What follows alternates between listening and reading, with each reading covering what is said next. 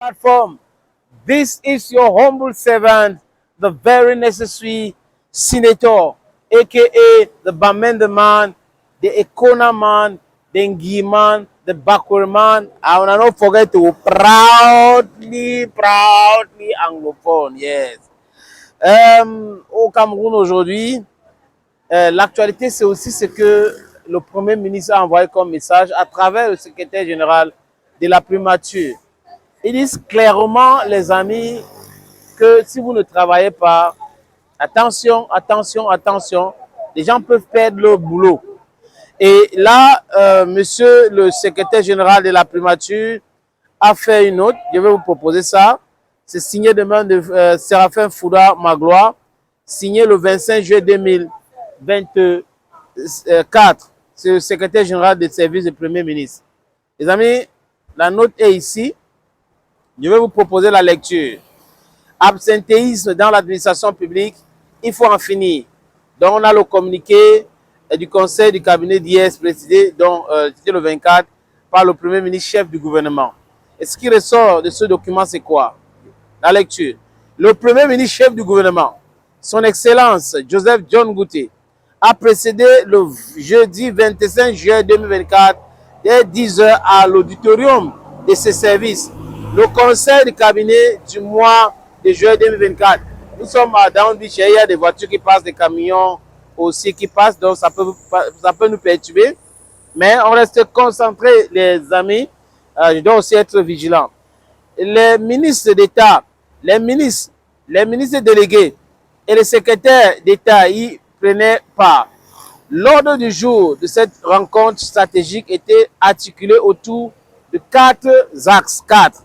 Premier axe, l'exposé du ministre de la fonction publique et de la réforme administrative sur l'obligation de présence des personnes de l'État à leur poste de travail, cadre général et implication dans le sens de l'effectivité du service public sur l'ensemble du territoire national. 2.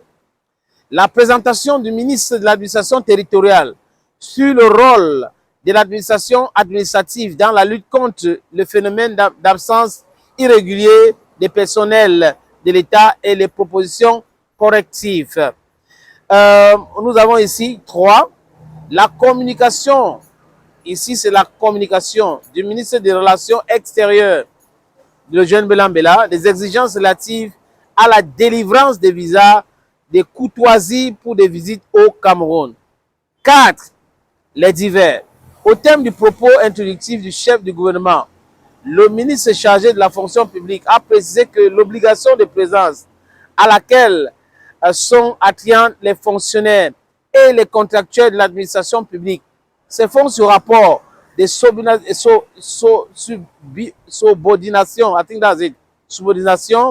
professionnelle vis-à-vis de leur employé qu'est l'État. Par la suite, il a rappelé le cadre général de cette obligation de présence au poste de travail. Ainsi, au thème de l'exploitation cumulative des articles 27, 29, alinéa 2, 36 et 105 du décret numéro 94/199 du 7 octobre, désolé les amis, 1994, portant statut général de la fonction publique, modifié et complété par le décret numéro 2000/287 du 12 octobre 2000. Tout agent de l'État est appelé à servir et à se consacrer personnellement au service, étant entendu que la rémunération allouée est la contrepartie de sa prestation professionnelle. Dans ce sillage, l'absence irrégulière au poste constitue une faute susceptible de sanction.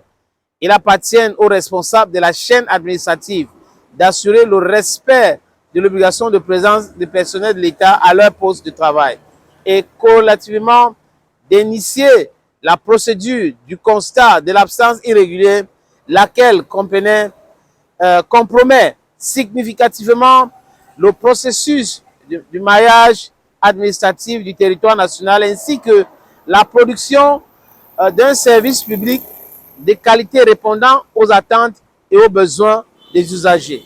Afin de juguler le phénomène d'absentéisme dans l'administration publique, le ministre de la fonction publique a préconisé le contrôle méticuleux des effectifs et la fermeté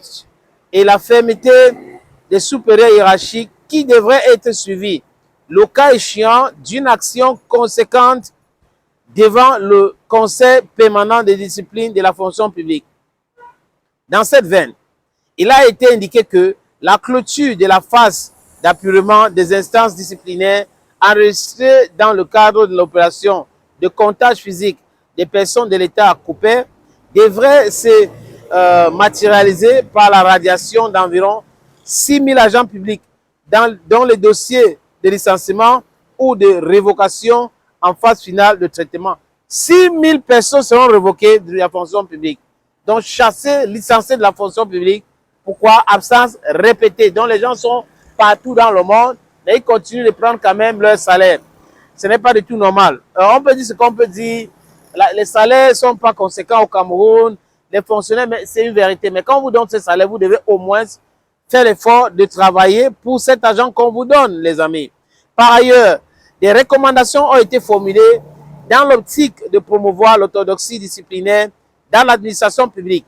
La parole a ensuite été donnée au ministre de l'administration territoriale, qui a d'emblée relevé qu'au terme des dispositions du décret numéro 2008-377 du 12 novembre 2008, fixant les attributions des chefs de circonscription administrative et portant organisation et fonctionnement de leurs services, le gouverneur, le préfet et le sous-préfet sont investis des pouvoirs de coordination et de contrôle du bon fonctionnement des services publics établis dans leur unité de commandement, à l'exception de ceux relevant de la justice, de la défense et de la sécurité nationale. À cet égard, il appartient à l'autorité administrative de prendre les mesures nécessaires au bon fonctionnement des services déconcentrés de l'État. Cette prérogative est assortie du pouvoir de sanction à l'encontre de cet personnel conformément à la réglementation en vigueur. Donc, des actions concrètes sont ainsi menées au plan opérationnel dans le but, selon le cas de sensibilisation des personnels, de constater les absences irrégulières et initier des procédures répressives. Après avoir relevé les difficultés auxquelles sont confrontés les chefs de circonscription administrative dans l'exercice des missions y afférentes, le ministre de l'administration territoriale a présenté des mesures susceptibles d'être mises en œuvre à court et à moyen terme. Elles s'articulent notamment autour du renforcement de contrôle et d'éléments de motivation pour le personnel, en même temps des opérations de réarmement civique des différents acteurs ont été préconisées. Intervenant à son tour, le ministre délégué auprès du ministre des Relations extérieures chargé de relations avec le Commonwealth a dans un premier temps rappelé que depuis le 30 avril 2023, la procédure de délivrance des visas d'entrée au Cameroun s'effectue en ligne à la suite de la soumission par le requérant d'un dossier à l'adresse numérique www.evisacam.com.cm. Ainsi, 3 types de visas sont accordés à titre gratuit, à savoir le visa diplomatique ainsi que 2, le visa de service, lesquels sont octroyés aux diplomates de même qu'au personnel des missions diplomatiques et organisations internationales accrédités au Cameroun. Et enfin 3, le visa de courtoisie. S'appesantissant ensuite sur le visa de courtoisie, il a précisé que ceux-ci sont délivrés à titre gracieux par les services consulaires. Il atteste que les détenteurs d'un passeport officiel ou les autres personnes éligibles sont autorisés à entrer sur le territoire national pour une durée déterminée et pour un motif précis. Cette catégorie de visa est également délivrée aux ressortissants des pays avec lesquels le Cameroun a conclu un accord de gratuité de visa ainsi qu'aux invités spéciaux de l'État. Voilà l'image de bœufs qui sont en train de... Je vais continuer les amis. Il reste juste un peu. Je voulais vous montrer cette image au niveau de Down Beach à l'heure actuelle. Voilà. Yes. Kamba. De non, c'est le cas. Avant, on capture immédiatement. Il a enfin établi que la délivrance des visas de courtoisie répond à deux exigences liées à la qualité des bénéficiaires et du respect des procédures définies par les textes législatifs et règlements encadrant les conditions d'entrée, de séjour et de sortie des étrangers au Cameroun. Ainsi en est-il notamment de la soumission d'un dossier conforme.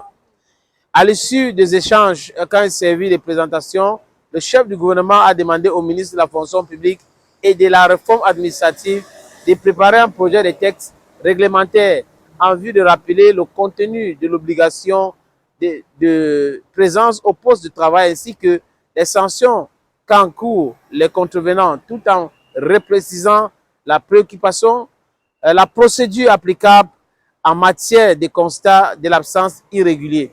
Il y a prescrit au ministre de l'administration territoriale de veiller à l'élaboration par les chefs des circonscriptions administratives d'une cartographie de la répartition des fonctions des fonctionnaires et des agents de l'État affectés dans leur unité administrative respective. S'agissant du régime de délivrance de visas et courtoisie, les membres du gouvernement ont été appelés à s'approprier les enjeux que cette procédure spécifique compte à travailler en étroite collaboration avec le ministre des Relations extérieures à l'occasion de la négociation des accords contenant des dispositions relatives à la délivrance de visas à titre gracieux. Dans le cadre de divers et des questions en lien avec le résultat des examens officiels, ça a été aussi évoqué. Et le conseil s'est achevé à 12h20 fait à Yaoundé le 25 juillet 2024 par le secrétaire général du service du Premier ministre, Fouda Séraphin Magloire. Voilà, c'est ça sur le compte rendu de ce conseil des ministres extraordinaire qu'a organisé le Premier ministre chef du gouvernement, John Gouté. Et vous avez compris, ils ont parlé de visa, ils ont parlé des fonctionnaires véreux et ils ont expliqué que les sous-préfets devraient tout faire pour que soient appliquées les procédures disciplinaires parce que ça part du constat. Donc, les sous-préfets devraient faire leur constat, envoyer à Yaoundé et pour que après on déclenche une procédure et après cela, ceux qui n'ont pas pu justifier leur absence répétée au boulot, surtout les fonctionnaires, les contractuels, soient simplement limogés. Thank you friends for always watching VIX on this platform. Thank you again. Thank you all. Hey, you're Ikona man, you're Ngi man, you're Bamenda man, you're Bakure man. I'm proudly, and now I look at now, Anglophone.